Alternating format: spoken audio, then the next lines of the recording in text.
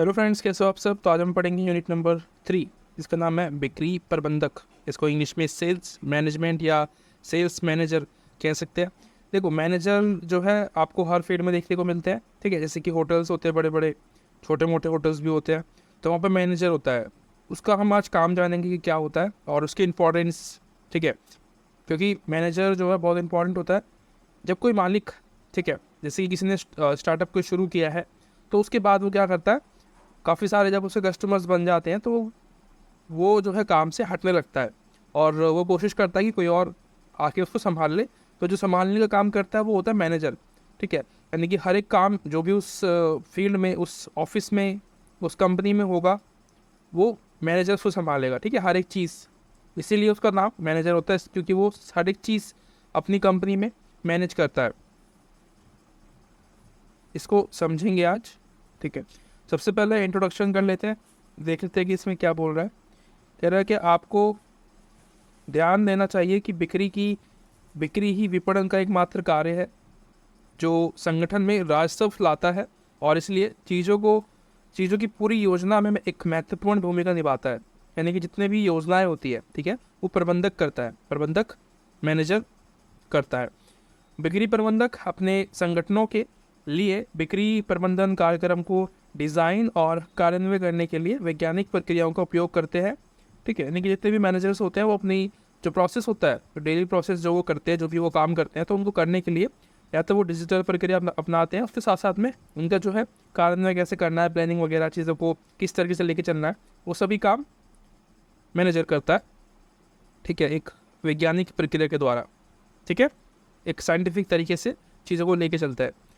Sales person संगठन और उसके ग्राहकों के बीच लिंगिक पिन के रूप में कार्य करते हैं। कंपनियों का चेहरा, बेसिकली जो कह रहा है कि जो मैनेजर्स होते हैं वो कंपनी का चेहरा होते हैं, लेकिन जो मेन काम करते हैं ना, वो वही लोग करते हैं, मैनेजर। बाकी जो उसमें स्टाफ होता है वो उस मैनेजर की बात मानते हैं, ठीक है, उनके कहे पे चलते हैं। कहने का मतलब ये है। इस प्रकार कंपनियों के भीतर और बाहर अनेक प्रयासों को व्यवस्थित और निर्देशित करना बहुत ही महत्वपूर्ण होता है। प्रयासों को निर्देशकों को देता है वो, यानी कि जो ऑर्डर्स होते हैं वो उसके होते हैं, ठीक है। क्योंकि मालिक सब कुछ उस पर सौंप देता है कि भाई आप करो। बाकी जो थोड़ा फाइनेंशियल जो काम होता है, जो बड़े बड़े काम होते हैं, वो जो मालिक होता है उसको दिए जाते हैं। अदरवाइज सारे काम, मोस्टली जो काम होते हैं उस ऑफिस के अंदर, वो मैनेजर ही करता है। उसके अलावा बिक्री प्रबंधन का विकास कैसे होता है, कुछ तरीके दे रखा है। कह रहे हैं कि पूर्व आधुनिक औद्योगिकरण समय बताएगा आपको, टाइम ड्यूरेशन की कैसे हुआ, ये लोग आए कहाँ से, ठीक है। एक ना कोई रीजंस होते हैं हर चीज़ के लिए, कुछ भी होता है रीज़न से होता है। तो ये भी जो प्रबंधक का जो काम है, मैनेजर का जो काम है, वो एक रीज़न के द्वारा आया। कैसे, कह रहे हैं कि पूर्व औद्योगिक क्रांति से पहले, औद्योगिक क्रांति के बारे में हम सबने पढ़ रखा है कि भाई क्या क्या हुआ था। यानी कि जो उद्योग थे, उद्योग मतलब जो कंपनियां हैं बड़ी बड़ी जो प्रोडक्ट्स बनाती है उनका, तो कंपनियों के आने से पहले जो है प्रबंधक इतने नहीं हुआ करते थे, क्योंकि जो सारा काम था, कस्टमर्स कम थे, ठीक है, खरीदने वाले कम थे, सर्विसेज लेने वाले कम लोग थे, इसीलिए उस समय इन लोगों की ज़रूरत नहीं पड़ती थी, ठीक है। मालिक जो था वो सारा काम स्वयं ही कर देता था, और अगर थोड़ा बहुत एक्स्ट्रा ज़रूरत पड़ती थी उसको, तो एक दो व्यक्ति जो है काम के लिए रख लेता था। उसके अलावा और कोई काम बहुत ज़्यादा काम नहीं था उस समय, क्योंकि औद्योगिक क्रांति नहीं हुई थी, ठीक है। सब लोग हाथ से बनी हुई चीज़ों को बनाते थे और उसका इस्तेमाल करते थे। फिर आई औद्योगिक क्रांति, ठीक है, आपको समय बता रखा है 1760, ठीक है, इंग्लैंड में आई, और औद्योगिक क्रांति ने जो है बहुत ज़्यादा चीज़ों को बदल दिया, ठीक है। और काम जो थे ना, जो कारखाने थे वो आपको देखने को मिले, बड़े बड़े उद्योग देखने को मिले, कंपनियां, फैक्ट्री बड़ी बड़ी, जिसके अंदर जो सामान थे वो बड़ी मात्रा में बनने लगे, ठीक है। और आपको पता है ये जो यूरोप है, वहाँ से शुरू हुआ ये जो प्रचलन है वो हरित औद्योगिक क्रांति का। तो सामान जब फैक्ट्री लग गई, बड़ी बड़ी कम मशीनें लग गई, तो जो है सामान तो बहुत ज़्यादा था, लेकिन जो लोग थे वो कम थे, ठीक है। तो इसीलिए सामान को एक तरीके से डिज़ाइन करने के लिए, और कहाँ पे सेल करना है, कहाँ पे नहीं सेल करना है, जैसे कि यूरोप में लोग कम होंगे, ठीक है, यहाँ पे उस समय जो है इतना यूजेस नहीं होगा उन चीज़ों का वहाँ पे, ठीक है। कुछ लोग जो थे वो यूज़ कर रहे होंगे। बाकी उन्होंने देखा कि मार्केट्स जो है वो सर्च की जाए, कहाँ कहाँ से हम सेल कर सकते हैं, तो उनका प्रबंधन करने के लिए जो है मैनेजर्स को रखा गया, ठीक है। क्योंकि बड़ी मात्रा में जब कोई काम होता है तो उसके अंदर एक मैनेजर आपको देखने को मिलता है, जो कि सारा भार जो होता है ना उस चीज़ का वो संभालता है, सारे काम जो होता है वो करता है। तो ये जो है वो औद्योगिक क्रांति के बाद आपको इसका विकास देखने को मिला। यहाँ तक अभी इतना ही आपको पढ़ना है, ठीक है। ये एक हिस्ट्री रही है कि भाई जो मैनेजर है वो काम कहाँ से शुरू हुआ है। अब बात करते हैं इसकी परिभाषा के बारे में, ठीक है। तो यहाँ पे जो है अमेरिकन मार्केटिंग एसोसिएशन बिक्री प्रबंधन को इस प्रकार परिभाषित करते हैं, ठीक है। यानी कि जो मैनेजमेंट स्किल्स है, सेल्स मैनेजमेंट है, उसके बारे में यहाँ पे एक्सप्लेन कर रहा है कौन, मार्केटिंग अमेरिकन मार्केटिंग एसोसिएशन, ठीक है। वो कह रहा है कि बिक्री प्रबंधन व्यवसाय इकाई की बिक्री की योजना, दिशा और नियंत्रण है, जिसमें भर्ती, चयन, प्रशिक्षण, लैस जो है ये सब चीज़ें होती है। बेसिकली क्या कह रहा है कि जो प्रबंधक होता है किसी भी व्यवसाय में, जो प्रबंधक होता है वो बहुत ज़्यादा इंपॉर्टेंट एक व्यक्ति होता है, एक यूनिट होता है पूरे ऑफिस में, पूरे कंपनी में, ठीक है। वो क्या करता है, योजना बनाएगा, प्लानिंग्स करेगा, ठीक है, और दिशा देगा अपने जो लोग हैं जो उसके लिए काम कर रहे हैं, जो उसके साथ काम कर रहे हैं, ठीक है, बाकी के जो और एम्प्लॉयज़ है, जो स्टाफ है किसी भी कंपनी में, तो उनको वो दिशा निर्देश वगैरह देने का काम करता है, उन पर कंट्रोल करता है, ठीक है। और जो भर्ती होती है, भर्ती मतलब वैकेंसीज निकालना, उनका लोगों का चयन करना, ठीक है, उनको एजुकेट करना, और बहुत सारे काम जो है वो करता है मैनेजर, उसका ही ये सारा काम होता है। हायर रिक्रूटमेंट आप नाम सुनते हो ना, जो इंटरव्यूज़ लेते हैं लोगों के, तो उसमें मैनेजर भी होता है, ठीक है। या तो फिर वो खुद कराएगा, ठीक है, वो खुद इंटरव्यूज़ लेगा लोगों के, अदरवाइज़ वो क्या करता है, लोगों को हायर करता है कि भाई आप इंटरव्यूज़ लो लोगों के, और इस जॉब के अकॉर्डिंग उनकी स्किल्स होनी चाहिए उनके पास, और उनको आप रख लेना कि भाई इतनी हमारे पास वैकेंसीज है, इस हिसाब से आप देख लें कि कौन बेस्ट कैंडिडेट होगा हमारे लिए, ठीक है। तो ये काम जो है मैनेजर करता है। अब बात करते हैं बिक्री प्रबंधन का महत्व, इंपॉर्टेंस के बारे में कि क्या इंपॉर्टेंस होते हैं इसके। एक समारोह के रूप में बिक्री प्रबंधन का महत्व कंपनियों में इसके लिए आवंटित विशाल बजट से स्पष्ट होता है। यानी कि किसी कंपनी में ना आप देखते हो कि जो बहुत बड़ा बजट होता है वो मैनेजर्स के लिए होता है, ठीक है। और मैनेजर्स, जो मैनेजर होता है किसी भी कंपनी का, वो अलग अलग उनके काम भी हो सकते हैं, उनके रोल्स जो होते हैं वो अलग अलग होते हैं। अलग अलग रोल्स के लिए क्या पता अलग अलग उन्होंने मैनेजर्स रखे हो, ठीक है। फाइनेंशियल के लिए कोई और संभालेगा, और जो बिक्री का जो काम है वो कोई और देखेगा, ऑर्डर्स का काम लेना और देना किसी और का काम होगा, ठीक है। और जो हैंडलिंग है, जो स्टाफ हैंडलिंग है, वो किसी और के लिए जो है सौंप दिया जाएगा कि भाई आप इसको मैनेज करो, जो भी काम है इसके अंदर बाकी के, ठीक है, इस तरीके से। इसलिए ऐसा इसलिए है क्योंकि ये फर्म को प्रतिस्पर्धा से निपटने में मदद करता है, ठीक है। यानी कंपटीशन जो होता है वो, क्योंकि एक मैनेजर जो है ना वो हर एक चीज़ से स्किल्स में परफेक्ट होता है, ठीक है। तो वो उसको पता होता है मार्केट को क्या चाहिए, इसके अकॉर्डिंग में लोगों को हायर करेगा, उनको बताएगा, उनको एजुकेट करेगा अपनी कंपनी के बारे में कि क्या प्रोडक्ट बनाना चाहिए, क्या नहीं करना चाहिए, उन सब के बारे में। और इस प्रकार इसे व्यावसायिक संगठन का एक अनिवार्य हिस्सा माना जाता है।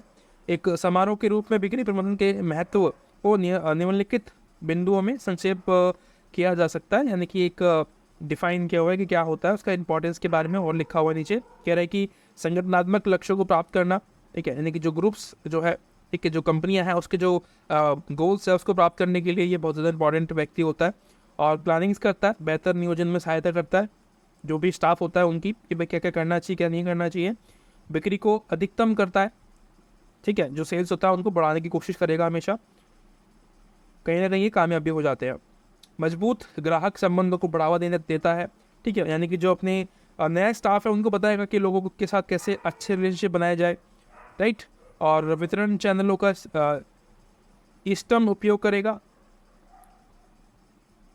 चीज़ों का इस्तेमाल करेगा, जो चैनल्स है जहाँ पे वो सेल करते हैं उनके द्वारा चीज़ों को सेल करने की कोशिश करेगा, हर एक संभव प्रयास करेगा जो वो कर सकता है। परिणाम संचालित बिक्री बल विकसित करता है। इसमें क्या होता है, बिक्री प्रबंधन ने केवल बढ़ती बल्कि प्रशिक्षण, प्रेरणा और बिक्री कर्मचारियों को मुआवजे देने से संबंधित है। तो यानी कि इसमें क्या है कि वो लोगों को एजुकेट भी करता है, ठीक है, प्रेरणा भी देता है, मोटिवेट भी करता है, और साथ में कर्मचारियों का जो भत्ते होते हैं, जो मुआवजे होते हैं, जो एक्स्ट्रा जो वो काम करते हैं उनके लिए वो प्रोत्साहन भी करेगा, यानी कि एक्स्ट्रा बोनस भी देता है। बिक्री प्रबंधन का दायरा क्या होता है, बहुत ही बड़ा होता है पहली बात तो, ठीक है। बाकी और यहाँ पे लिखा होगा, ठीक है, ये इंग्लिश में लिखा हुआ है, अगर आप इंग्लिश मीडियम से हो तो आप ये भी देख सकते हो कि भाई स्कोप्स जो है मैनेजमेंट के वो कितने सारे होते हैं। बजटिंग करता है, ठीक है, और सेल्स फोर्स मैनेजमेंट करता है, और सेल्स टीम स्ट्रक्चर बनाता है, सेल्स एरिया होता है, ठीक है, एम्पावरमेंट प्लानिंग और हायरिंग करता है, ट्रेनिंग करता है लोगों की, जो नए नए कर्मचारी होते हैं उनकी, जो स्टाफ होते हैं उनकी। बिक्री प्रबंधन के दायरे में नीचे कुछ एक इम्पॉर्टेंट पार्ट्स दिए हुए हैं, वो हम पढ़ लेते हैं। बिक्री पूर्वानुमान और बजट सेट करना, ठीक है, कि भाई क्या क्या सेल हो सकता है, कितने बजट में जा सकता है, उसको जो है तय करेगा। उसके अलावा बिक्री टीम संरचना जो है टीम को स्ट्रक्चर प्रदान करेगा, कौन सी टीम क्या काम करेगी, ठीक है, क्योंकि उसको लगेगा कि जो बेस्ट है, जैसे कि कोई व्यक्ति सेल में बेस्ट है तो वो उसको जो है वहाँ पे खड़ा करेगा। किसी को लगता है कि वो रिसेप्शनिस्ट अच्छा बन सकता है तो वो उसको वहाँ खड़ा करेगा कि तू ये वाला काम कर। इस तरीके से काम बांटे जाएंगे। और जनशक्ति योजना और भर्ती संगठन, ये जो है जन लोगों की जो पावर्स होती है, जो स्किल्स होती है, उनको पहचानता है, वो सीट के अकॉर्डिंग उनको भर्ती देता है, ठीक है, रिक्वायरमेंट करता है, कहने का मतलब। बिक्री प्रशिक्षण एजुकेट भी करता है कि कैसे हम सेल कर सकते हैं, सेल्स को बढ़ा सकते हैं। बिक्री क्षेत्र और प्रबंधन यानी कि मैनेजमेंट करता है एक चीज़ के बारे में। इसका जो दायरा होता है आपको पता चल गया होगा कि बहुत बड़ा होता है। उसके अलावा सेल्स पर्सन के कुछ प्रकार भी होते हैं, कुछ टाइप्स भी होते हैं, जैसे कि विभिन्न खरीद और स्थितियों के अस्तित्व ने विभिन्न बिक्री कार्यों का उदय किया है। बिक्रीय कार्य विक्रीय कार्य किसी भी स्थिति के लिए बिक्री प्रक्रिया की प्रकृति को निर्धारित करते हैं। सेल्समैन के प्रकार बता रहा है बेसिकली, जो प्रबंधक होते हैं उनके बारे में, कि भाई कितने प्रकार के होते हैं। एक मैंने आपको बताया था कि काफ़ी टाइप्स होते हैं इसके अंदर भी, जैसे कि जो होता है, जैसे कि ये ऑर्डर्स लेने वाला, ठीक है, आउटसाइड के जो ऑर्डर्स होते हैं वो लेने के लिए काम करता है, यानी कि जो कंपनी के साथ उनको टाइप नहीं है ना, जिनको वो सेल नहीं कर रहे हैं, उनसे भी पूछेगा जाके। उनका काम जो होता है ना, वो होता है आउटसाइडर, या जो आउटसाइडर ऑर्डर्स लेने वाले होते हैं वो उनको कहते हैं। उसके अलावा delivery sales person, sale people जो होते हैं वो एक एक्स्ट्रा जो है ऑर्डिनरी व्यक्ति होते हैं जो कि डिलीवरीज को करवाते हैं कि भाई आप तू आ जा, तू आ जा, इस तरीके से सौंपते हैं काम। ऑर्डर क्रिएटर ये भी होते हैं जो ऑर्डर्स को बनाते हैं, ठीक है। उसके अलावा इनसाइड ऑर्डर ट्रैकर और ऑर्डर गेटर्स, जिनको ऑर्डर्स मिलता है और वो ऑर्डर लेने वाले, यहाँ पे हिंदी में बताया गया है, ठीक है, यानी कि जो ऑर्डर्स लेते हैं, एक तो वो होते हैं एक टाइप वाले मैनेजर जो होते हैं, और आंतरिक ऑर्डर लेने वाले। बेसिकली आंतरिक ऑर्डर मैंने आपको लास्ट वीडियो में बताया हुआ है कि भाई ऑर्डर्स आंतरिक क्या होता है बेसिकली, यानी कि जिस कंपनी में आपका पहले से ही टाइप हुआ पड़ा है, ठीक है, जिस कंपनी को आप पहले से ही चीज़ें सेल कर रहे हो, सर्विसेज दे रहे हो, उनसे ऑर्डर्स लेना, ठीक है। क्योंकि देखो मैंने आपको बताया था कि जब कुछ कमी हो जाती है किसी भी चीज़ की किसी शॉप पे, तो वो फ़ोन करके आप ही को बोलेगा कि भाई मुझे यहाँ पे ये इतना सामान भेज दो, तो आप जो है उसकी जो खाद्य पूर्ति होती है, सर्विसेज होती है, वो उसको देते हो वहाँ पे जाके, ठीक है। कस्टमर की बात नहीं हो रही, यहाँ पे शॉपकीपर्स की बात हो रही है, ठीक है, जो शॉप चलाते हैं, जो बड़े बड़े शोरूम्स इनके पास होते हैं, उनके पास जब माल खत्म होता है उसके लिए जो आंतरिक ऑर्डर, यानी कि इनसे पहले से ही इनका टाइप होता है, उसके लिए। उसके बाद डिलीवरी सेल्स पर्सन होते हैं, ये एक्सपर्ट होते हैं, ठीक है, ये मैनेजर्स की बात हो रही है, ये मैनेजर्स होते हैं जो सारा काम हैंडल करते हैं। बाहरी ऑर्डर लेने वाले ये अलग होंगे, ठीक है, यानी कि जो जिनके साथ कंपनी का टाइप नहीं है पहले से, उनको मनाएंगे कि भाई हम आपको इतना परसेंट पे दे देंगे, इतना कम प्राइस लगा देंगे, इतना कम कर देंगे, इस तरीके से मनाने की कोशिश करेगा, ऑर्डर्स लेने की कोशिश करेगा उनसे। ऑर्डर्स क्रिएटर होते हैं, क्रिएट करते हैं ऑर्डर्स को, और ऑर्डर्स गेटर्स होते हैं जो लेते हैं। बिक्री और विपणन के बीच अंतर क्या होता है ये आपको आगे मिलेगा, डिटेल में लिखा हुआ है कि भाई विपणन और जो बिक्री होता है, जो बेचना होता है, उसमें क्या डिफरेंस होता है। एक तो होता है विपणन, एक होता है बेचना। अब इसको समझ लेते क्या होता है, ज़्यादा नहीं पढ़ना है, थोड़ा बहुत ही समझना है इसको। मार्केटिंग का संबंध ग्राहकों को उनकी ज़रूरतों के अनुसार सामान और सेवाएं देना, ठीक है, यानी कि जो नीड्स है उनके अकॉर्डिंग उनको सप्लाई करना, ये तो होता है विपणन। और एक होता है बेचना, यानी कि जिसका पूरा जो फोकस होता है वो होता है सेल करने पे, ठीक है, सेल करने पे उसका फोकस होता है, ना कि ये देखना कि लोगों की डिमांड क्या है वगैरह वगैरह, ये काम विपणन करता है, ठीक है। ये वाला जो व्यक्ति है ये काम करता है, और जो सिर्फ सेल करने का काम है वो बेचने वाला करेगा, ठीक है। ये लोगों की जो ज़रूरतें होती है उनको समझते हैं और ये सेल करते हैं, बस, ठीक है? याद रखना है आपको।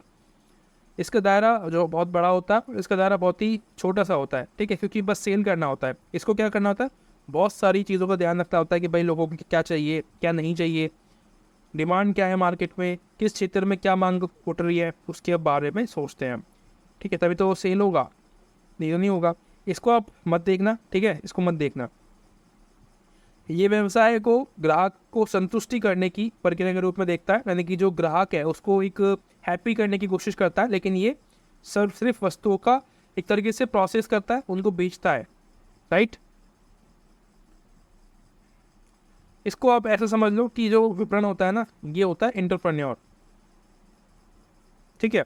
और ये जो होता है ये एक तरीके से सेल्स पर्सन होता है, इसका काम है बस सेल करना, कैसे भी करके चीज़ों को सेल करना है, उसके अच्छाई बता के, उसके अंदर जो बुराइयां हैं वो ना बता के, सिर्फ अच्छाई बता के वो सेल करने की कोशिश करेगा, ठीक है। विपणन में ऐसा नहीं होता है। विपणन क्या करता है, एक एंटरप्रेन्योर की तरह सोचता है और चीज़ों को जो है लोगों के हिसाब से बनाने की कोशिश करता है, उनको सेल करने की कोशिश करता है। बिक्री प्रबंधन प्रक्रिया, इसके अंदर भी प्रोसेस होते हैं, ठीक है। ये आपको यहाँ पे दिया हुआ है इंग्लिश में भी कि क्या क्या प्रोसेस होते हैं, जैसे कि स्ट्रेटेजी बनाना, ठीक है, सेल्स के लिए, और प्रोग्राम्स चलाने का काम करता है, एडमिनिस्ट्रेटिव करता है, और assessment and control of strategy, जो कंट्रोलिंग है, नियंत्रण है, वो भी बनाने की कोशिश करता है कि भाई मेरे हाथ में हो सब कुछ, ठीक है। मैनेजर का यही काम होता है। उसके बाद रणनीतिक बिक्री प्रबंधन कार्यक्रम तैयार करना,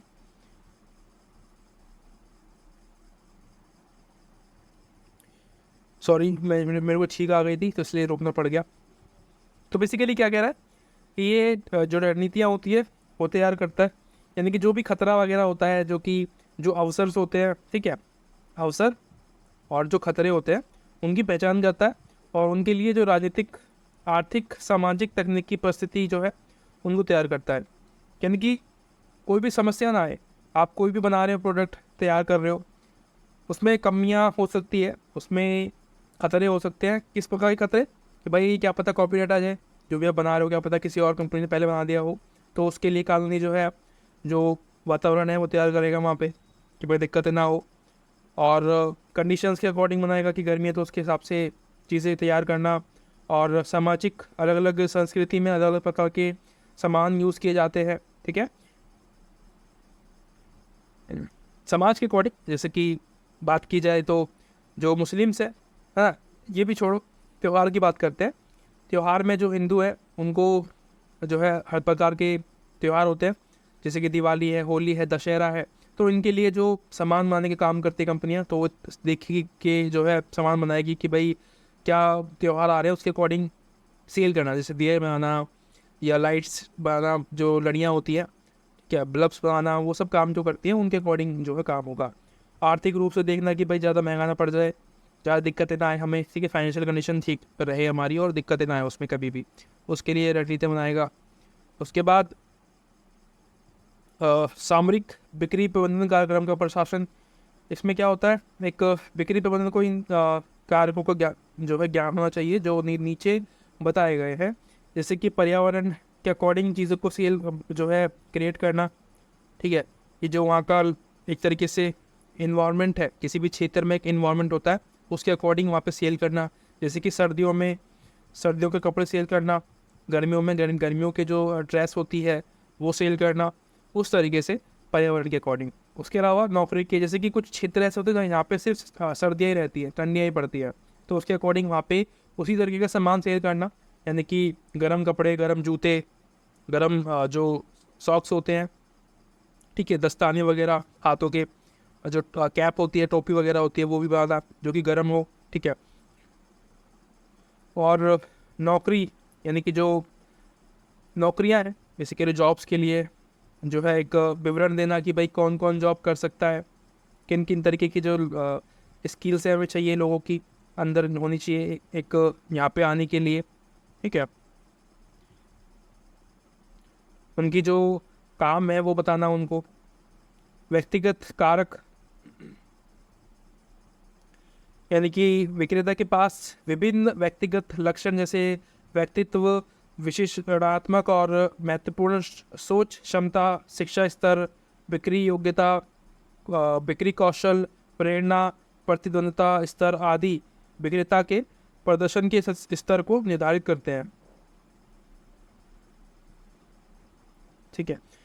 HR नीति, यानी कि जो हायर रिक्वायरमेंट्स होते हैं उसके बारे में जो रणनीतियाँ होता है कि भाई क्या सवाल पूछे जाएंगे क्या नहीं पूछे जाएंगे, उसके बारे में ये जो है सेट करते हैं।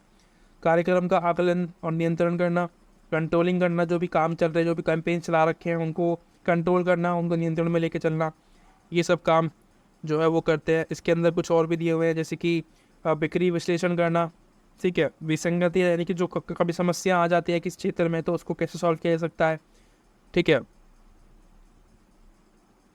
और उन समस्या को सॉल्व करने के लिए हम क्या क्या कदम उठा सकते हैं।